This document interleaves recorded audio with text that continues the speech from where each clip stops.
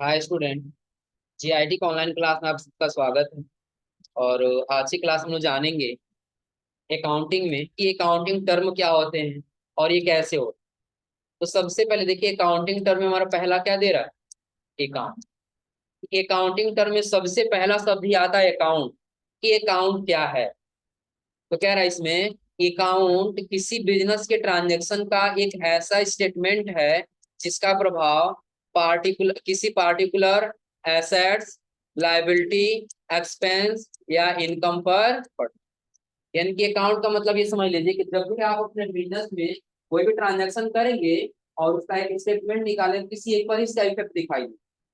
किस पे दिखाई दे सकता है? तो पहला कह रहा है क्या, एसेट्स। तो पहले ये समझ लीजिए एसेट्स क्या है।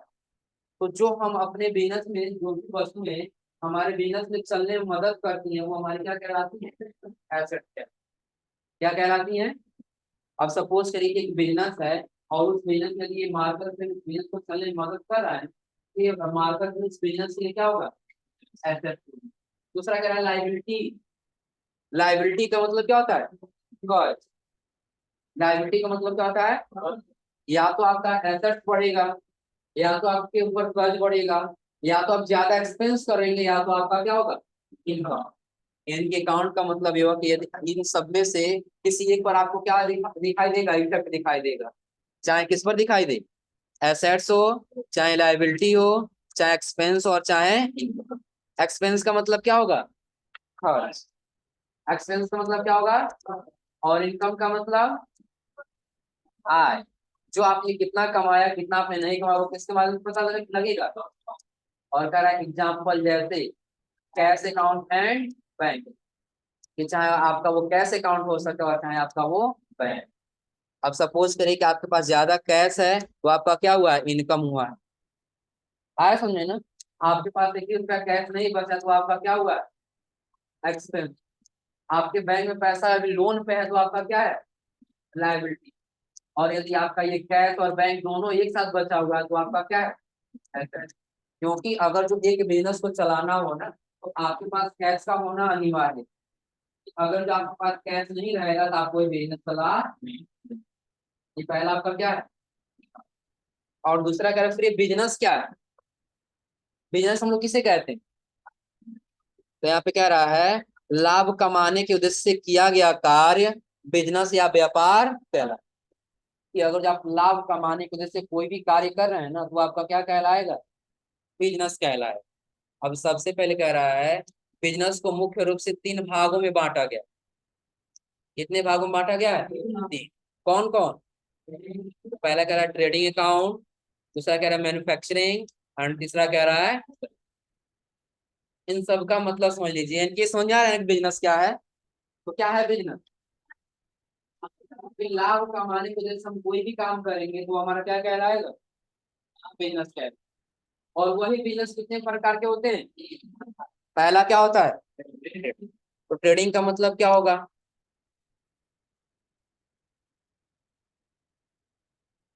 ट्रेडिंग का मतलब क्या होगा, यानी कि जो आप सामान खरीदेंगे और खरीद के उसको क्या कर देंगे, बेच देंगे। अब सपोज करिए कि आपका एक बिजनेस है। हमने ये माना कि हमारा ये क्या है, हम यहाँ अपने सप्लायर से जहां से हम परचेज करते हैं सामान खरीद के लाए और सिर्फ कुछ प्रॉफिट रख के अपने कस्टमर से सेल कर दिए, तो ये हमारा क्या होगा, ट्रेडिंग अकाउंट हो, क्या होगा, ट्रेडिंग अकाउंट होगा। और फिर अगर इसके बाद क्या रहा, मैन्युफैक्चरिंग। तो मैन्युफैक्चरिंग क्या है, मैन्युफैक्चरिंग कि जो अलग अलग रॉ मटेरियल्स को बनाता है एक, उसको हम लोग क्या कहते हैं, जो अलग अलग रॉ मटेरियल को खरीद के एक शुद्ध कोई वस्तु बनाता है उसे हम लोग क्या कहते हैं, मैन्युफैक्चर। जैसे हम ये कहें कि अगर जो किसी ने क्या किया हो, एक मार्कर बनाना, क्या बनाना है, मार्कर। अब इस मार्कर को बनाने के लिए इसके अंदर क्या कॉटन लगा होगा, प्लस इंक लगा होगा, और इसके ऊपर का ये कवर आया समझे ना। तो कॉटन कहीं अलग से खरीदा, इंक कहीं अलग से खरीदा, और इसके बाद इसका कवर कहीं अलग। इनकी रॉ मटेरियल अशुद्ध मटेरियल को अलग अलग जगह से खरीदा हो और फिर उसको हम क्या करें, कोई एक शुद्ध वस्तु बना के उसको बेच, वो बिजनेस क्या कहलाएगा, मैन्युफैक्चरिंग। क्या कहलाएगा, जैसे हम ये कहें कि करना क्या है कि हम अलग अलग कंट्री से अलग अलग वस्तु खरीदते हैं और उसको मिला करके कोई नया वस्तु बना के उसको क्या कर देते हैं, तो वो हमारा बिजनेस क्या कहलाएगा। और अगला है एंड सर्विस। अगला क्या होगा, सर्विस। तो सर्विस का मतलब हो जाएगा क्या, कोई ऐसा बिजनेस जो क्या करता हो, सिर्फ सर्विस यानी कोई सेवा देता हो।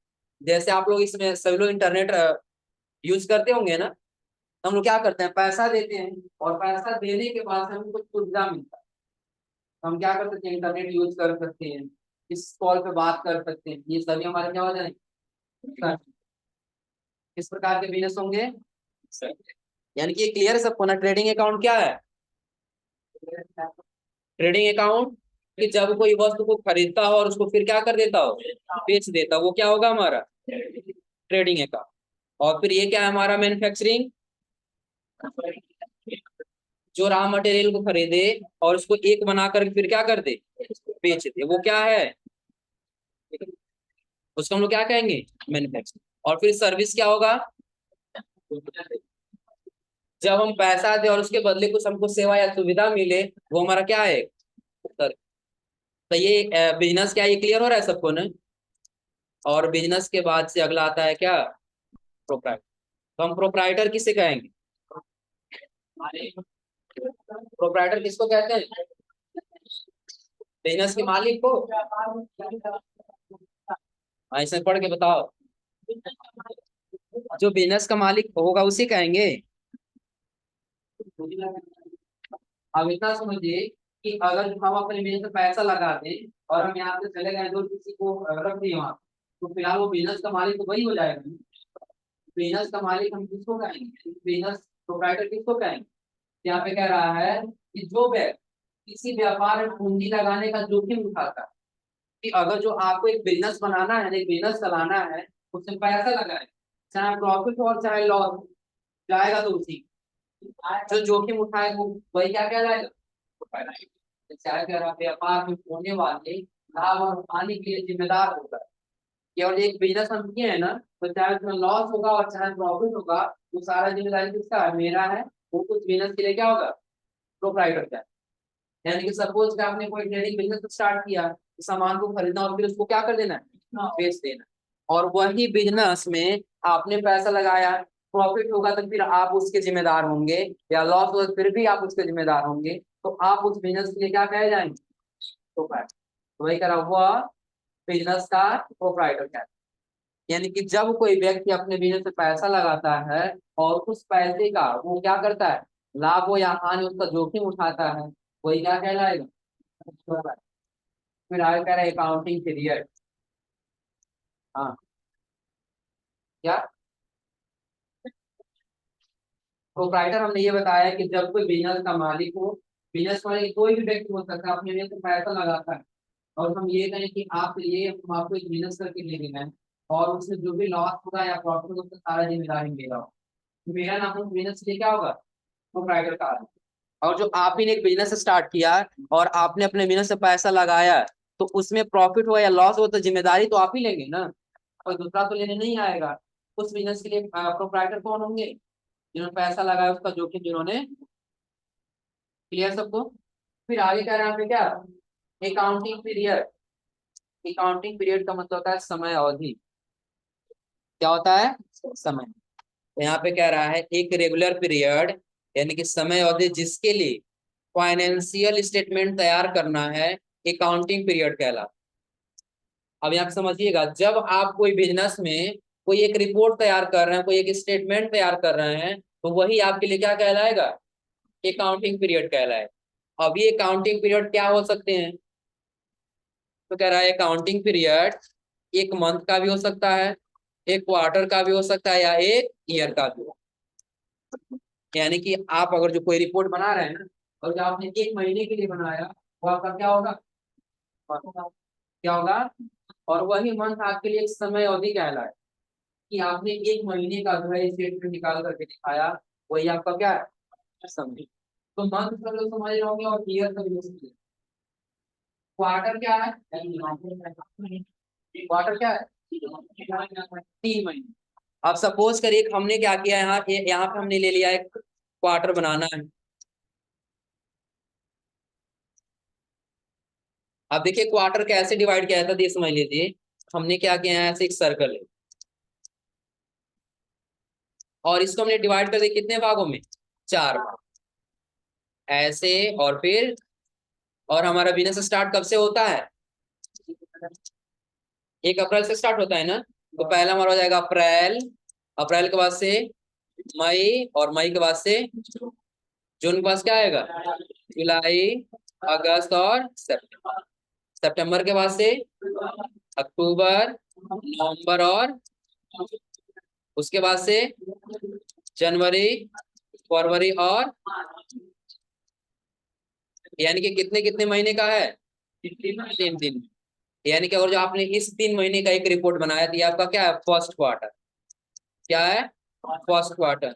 ये कौन सा क्वार्टर है, सेकेंड, और ये थर्ड, और ये, यानी कि पूरे एक साल में कितने क्वार्टर होते हैं, 4। यानी कि 3 महीने में यदि आप पूरा रिपोर्ट तैयार कर रहे हैं तो आपका क्या कहा जाएगा, क्वार्टर। यानी कि जब आप कोई रिपोर्ट तैयार कर रहे हैं, वही रिपोर्ट आपके लिए क्या कहा जाएगा, चाहे मंथ हो, चाहे क्वार्टर हो, और चाहे ईयर। आप एक मंथ में स्टेटमेंट निकाल सकते हैं कि आपने एक मंथ में किससे कितना कमाया और किससे कितना बेचा। चाहे आप 3 मंथ में निकाले और चाहे आप एक साल में निकाले, यही आपका क्या कहलाता है, अकाउंटिंग। फिर आया कह रहा है चार्ट्स ऑफ अकाउंट।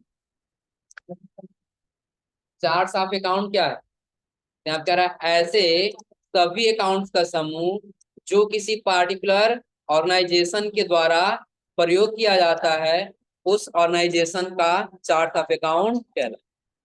कि चार्ट ऑफ अकाउंट क्या है, कि जब आप किसी बिजनेस में जाएंगे ना, तो पार्टिकुलर किसी एक भी कोई नाम नहीं है।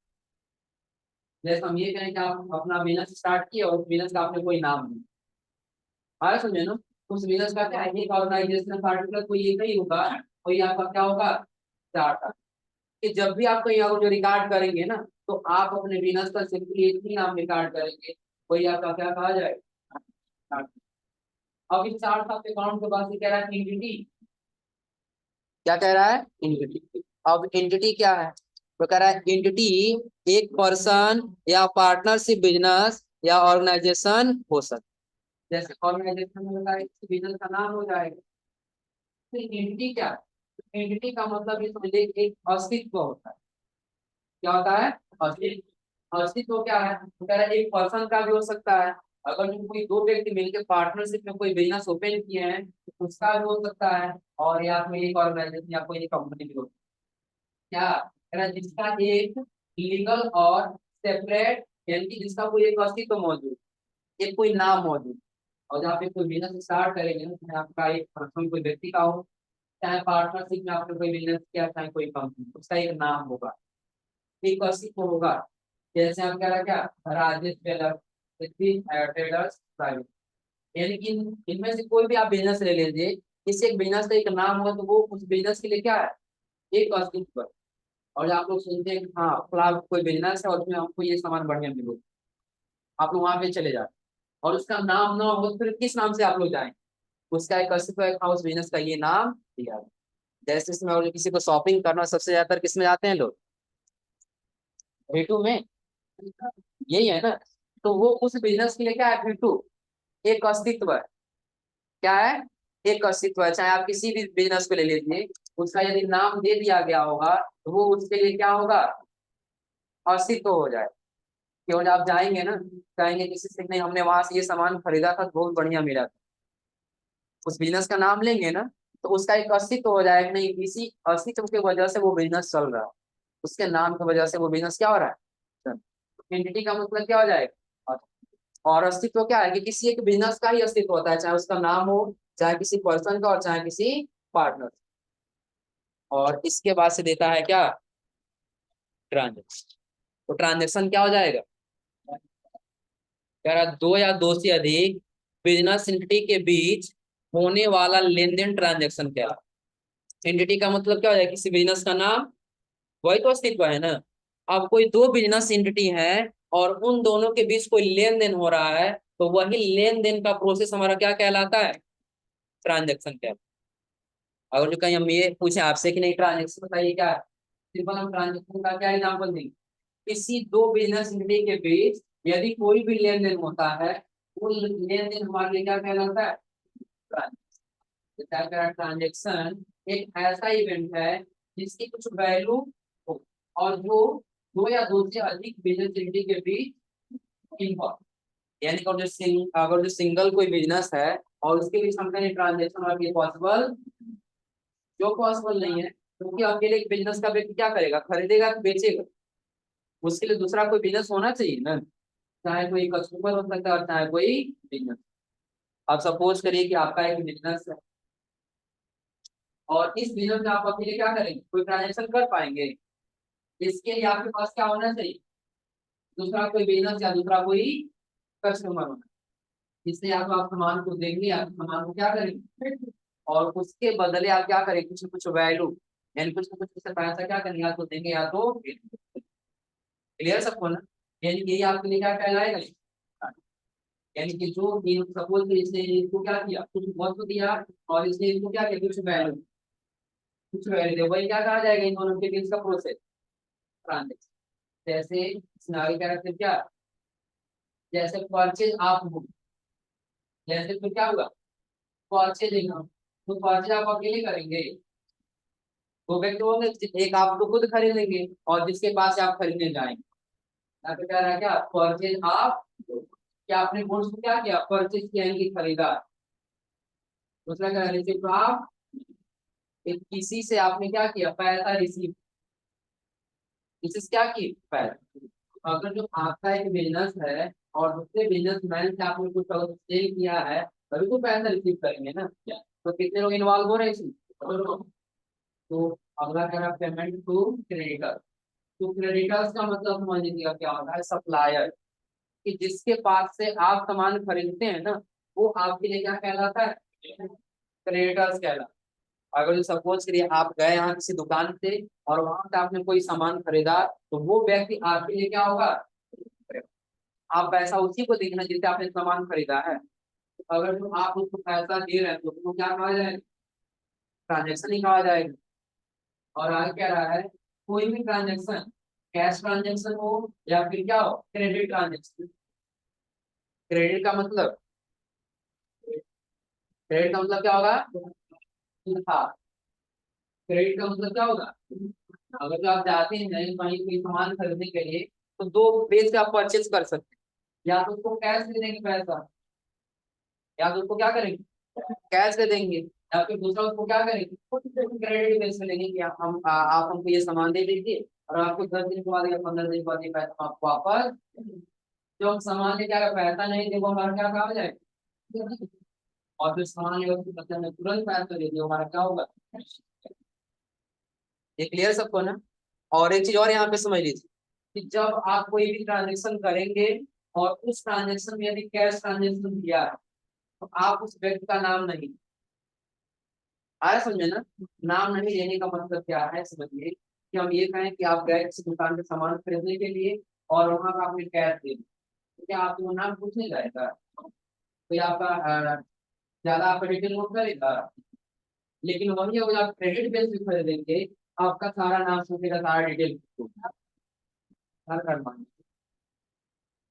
आया समझे ना। तो हमने क्या कहा कि जब आप क्रेडिट बेस में परचेज करेंगे उस व्यक्ति का नाम लेंगे, लेकिन जब आप कैश कर देंगे उस व्यक्ति का नाम, क्लियर सबको ना। और फिर अगला क्या है हमारा, क्या एसेट्स, एसेट्स क्या है, तो कह रहा है एसेट्स वे सभी वस्तुएं जो अस्थाई या अस्थायी रूप से व्यापार को चलाने में मदद करती हैं, एसेट्स कहला, कि अगर जो हमारा कोई बिजनेस है ना चाहे वो अस्थायी रूप, अस्थायी का मतलब क्या होगा, जो अस्थायी है वो परमानेंट बेसिस को मदद करे, अस्थायी का मतलब तो उसका कोई लिमिटेशन नहीं है, आज भी बढ़ सकता है और कल भी बढ़ सकता है, समझे ना। ऐसे दोनों कंडीशन में कोई भी वस्तु है और यदि आपको बिजनेस को चलने में मदद कर रही है तो वो आपके लिए क्या हो जाएगी। और फिर आगे कह रहा है एसेट्स किसी ऑर्गेनाइजेशन के ऐसे इकोनॉमिक रिसोर्स होते हैं जिसे मनी के रूप में मैच्योर किया जाए, कि अगर जो देखा जाए ना तो कोई भी अगर जो आपका ऑर्गेनाइजेशन कोई भी एक कंपनी है उस कंपनी का जो भी आप क्या करेंगे एसेट्स लगाएंगे वो इकोनॉमिक रिसोर्स हो जाएंगे, जिसके बदले आप क्या करते हैं मनी को विड्रॉ करते हैं।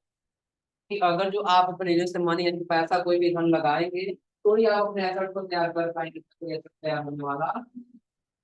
और फिर आगे क्या रहा है, जैसे भवन, कंप्यूटर, कैश, यानी कि जैसा आपको क्या पता है भवन यानी कोई बिल्डिंग हो सकता है। अगर जो आप इस बिल्डिंग में कोई बिजनेस किए हैं, ये बिल्डिंग आपके लिए क्या है एसेट है, क्योंकि ये आपके बिजनेस को चलने में क्या कर रहा है मदद कर रहा है। दूसरा कह रहा है क्या कंप्यूटर, दूसरा क्या होगा कंप्यूटर, कि अगर जो एक कंप्यूटर है और इसे अपने बिजनेस को चला रहा है तो ये नहीं मान लिया क्या होगा। और दूसरा चीज यह है क्या, तो सबसे जरूरी क्या है कि अगर जो आपके बिजनेस में कोई कैश नहीं है, आप कोई ट्रांजेक्शन या कोई भी लेन देन नहीं कर, लेकिन जब आपके बिजनेस में कैश है तो आप कोई भी एसेट्स को खरीद सकते हैं, ये आपका क्या हो जाएगा। और फिर अगर एसेट्स को मुख्य रूप से दो भागों में विभाजित किया, कितने भागों में दो भाग। तो पहले ये समझिए ये सबको समझा रहा है ना कि एसेट्स क्या है, कि जो आपके बिजनेस को अस्थायी या अस्थायी करने में मदद करे वो आपकी क्या कहलाती है। क्लियर सबको। अब जैसे हम ये कहें कि नहीं हमने एक बिजनेस स्टार्ट किया और उसमें हमने कई सारे काफी चीजें रखी, जैसे सपोज करिए आप लोग बेंच पे बैठे हैं, वो फैन, प्रोजेक्टर, कंप्यूटर, ये सभी हमारे बिजनेस के लिए क्या है एसेट। अगर ये एसेट्स ना रहे तो हम कोई बिजनेस आसानी से नहीं कर, यानी कि जो ब्रेंच है मेज है ये सभी हमारे बिजनेस के लिए क्या है। अब इसी एसेट्स को दो भागों में बांटा गया, कौन कौन, ये पहले कह रहा फिक्स एसेट्स और दूसरा कह रहा है फिक्स का मतलब हो जाएगा अस्थाई और करंट का मतलब हो जाएगा। अब देखिए फिक्स क्या है, ऐसे एसेट जिसको किसी बिजनेस में लंबे समय तक प्रयोग किया जा सके फिक्स एसेट कहलाता है। कि ऐसे जो भी वस्तुएं आपके अपने बिजनेस में बिल्कुल लंबे समय तक यानी कि कम से कम एक साल से अधिक, उससे कम नहीं, जो 1 ईयर से अधिक होगा वही आपका क्या कहा जाएगा फिक्स है। जैसे क्या है लैंड यानी कि भूमि, बिल्डिंग यानी कि भवन, मशीनरी, प्लांट, फर्नीचर एंड, चाहे आपके जो भी मेज कुर्सी हो गए, चाहे आपका कोई वुड हो गया या बिल्डिंग हो या कोई मशीनरी हो, ये सभी एक साल से अधिक तक आपको बिजनेस में क्या करने वाले हैं? सहायता देने वाले हैं। ये किस प्रकार के हो जाएंगे फिक्स। फिर ये करंट एसेट क्या ऐसे एसेट जो शॉर्ट टर्म बेसिस हो, जैसे डेब्टर यानी कि customer, stock, receivable, cash, bank, bank balance आदि, इन एसेट का बैलेंस लगातार बढ़ता बढ़ता रहता है, इसलिए इन्हें फ्लोटिंग एसेट भी, यानी कि जो आपका करंट एसेट्स होता है ना उसको एक दूसरा नाम भी होता है क्या फ्लोटिंग। फ्लोटिंग एसेट क्या होता है, कभी बढ़ता है तो कभी घटता है। कैसे क्या हुआ, फ्लोटिंग का मतलब होता है एक जगह से हटा के किसी दूसरी जगह पर, जैसे सपोज करिए कभी आपके कैश में सपोज करिए कितना रुपया 10 रुपया कितना है, और आपने क्या किया कोई वस्तु बेच दिया तो आपके पास कैश तो आ जाएगा ना। तो सपोज कि आपने 100 रुपये का बेचा तो प्लस आपके पास कितना हो गया 100, कितना हो जाएगा। तो पहले आपका कैश 10 था, अब 10 से डायरेक्टली बढ़ के कितना हो गया 110। इसे कोट करके यानी कि 10 डाटा काट करके कहाँ आ गया, लेकिन वही आपने 10 रुपया का कोई सामान खरीदा, अब आपके पास 10 रुपया जो था वो कितना बच जाएगा। तो आपके पास पहले 10 था कितना हो गया, तो कभी भी एक बढ़ सकता है और कभी भी क्या हो सकता है बढ़ सकता है। जैसे दिया यहाँ पे कस्टमर, कस्टमर का मतलब क्या होता है कि जिससे आप कोई सामान खरीदते हैं आप ग्राहक। अब सपोज करिए कि आज कस्टमर आया आपको कोई सामान खरीदा, कैश या और चला गया, इसका गुण नहीं, क्या वो लंबे समय के लिए आया तो सामान खरीदा और क्या हुआ।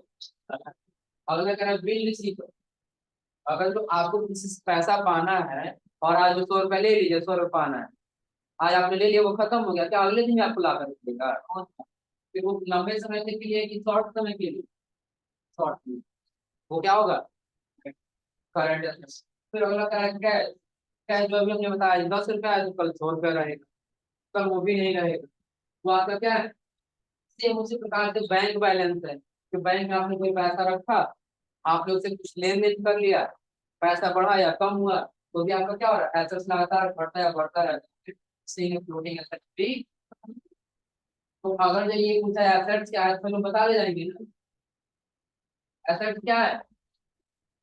तो वे सभी वस्तुएं जो अस्थायी या अस्थायी रूप से बिजनेस को चलाने में मदद करती है क्या कहलाती है। और ये एसेट्स को कितने भागों में बांटा गया कौन कौन फिक्स एसेट और फिक्स एसेट क्या है जो लंबे समय तक के लिए मदद करे वो हमारी क्या है fixed। और जो कम समय के लिए मदद करे वो क्या है फिक्स एसेट जैसे इसमें दिया है लैंड एंड बिल्डिंग भूमि फर्नीचर ये सभी लंबे समय तक काम करने वाले हैं इसलिए किसमें। और करंट में क्या है जैसे कैश बैंक बैलेंस कस्टमर ये सभी कम समय के लिए हो जाएंगे ये हमारे क्या है क्लियर सबको ना। तो आज आप लोग यहाँ तक थोड़ा सा पढ़ के आइएगा हो जाएगा ना। बाकी अगली क्लास में हम आपको बताएंगे इसमें क्या लाइबिलिटी लाइबिलिटी के बाद से कैपिटल उसके बाद से इनकम एक्सपेंडिचर प्रॉफिट गेन और लॉस क्लियर सबको ना। फिलहाल आप लोग यहाँ तक पढ़ के आएंगे कि कितने पॉइंट तक 8 पूछेंगे भी हाँ बता रहे हैं।